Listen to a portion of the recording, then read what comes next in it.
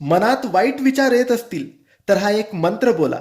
मित्रांनो, तुमच्याही मनात सतत काही ना काही विचार येत असतात. तुम्ही सारखे विचार करत असतात, जास्त विचार करत असाल की माझे काय होईल, याचे काय होईल, उद्या काय होईल, हे झाल्यानंतर ते काय होईल, आणि सतत वाईट विचार, काहीतरी करून घेऊ, काहीतरी होईल.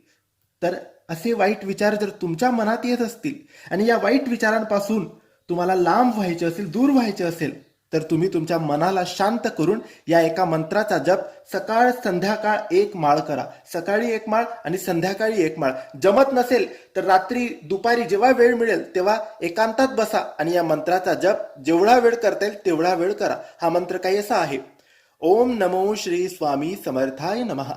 ओम नमो श्री स्वामी समर्थाय नमः.